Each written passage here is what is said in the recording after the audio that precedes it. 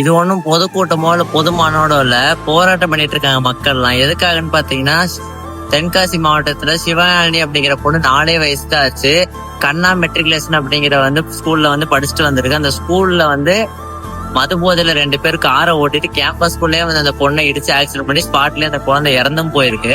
அதை தொடர்ந்து அந்த பொண்ணை பக்கத்துல இருக்க பிரைவேட் ஹாஸ்பிட்டல்ல அட்மிட் பண்ணிருக்காங்க. அங்க போனதுக்கு அப்புறம் பொண்ணு ஸ்பாட்லயே இறந்துருச்சு அப்படின்னு சொல்லியிருக்காங்க. ஸ்கூல் மேனேஜ்மெண்ட் பாத்தீங்கன்னா பேரண்ட்ஸ் ப்ராப்பரா இன்ஃபார்ம் பண்ணல, சும்மா ஒரு சின்ன இன்ஜுரி வாங்க அப்படின்னு சொல்லியிருக்காங்க. அங்க போய் பார்த்ததுக்கு அப்புறம் தான் தெரிஞ்சிருக்கு இந்த மாதிரிங்கிறது. கேம்பஸ்குள்ளேயே சேஃப்டி இவங்களால பாத்துக்க முடியாது, அப்புறம் எதுக்கு இவங்களை நம்பி நம்ம ஸ்கூல்லாம் அனுப்பணும் அப்படிங்கிற மாதிரி இருக்கு. இன்னொரு விஷயம் பாத்தீங்கன்னா, அவங்க இடிச்சது யாரு என்ன ஒண்ணுமே ப்ராப்பரா டீட்டெயில்ஸ் கொடுக்கல, கேமரா ஃபுட்டேஜ் எதுவுமே தரமாட்டாங்க சரியா. இப்ப பாத்தீங்கன்னா மக்கள்லாம் அங்க போராடிட்டு இருக்காங்க. எனக்கு நியாயம் வேணும், எங்களுக்கு போலீஸ் தான் ஏதோ காம்ப்ரமைஸ் பேசுறாங்க ஸ்கூலுக்காக அப்படிங்கிற மாதிரி சொல்றாங்க. எங்களுக்கு காசு பணம் எல்லாம் வேணாம், எங்களுக்கு எங்க குழந்தை தான் வேணும், போன உயிர் தான் வேணும் அப்படின்னு கேக்குறாங்க. இத பத்தி நீங்க என்ன நினைக்கிறீங்க? காம்பாஸ் சொல்லிட்டு போங்க.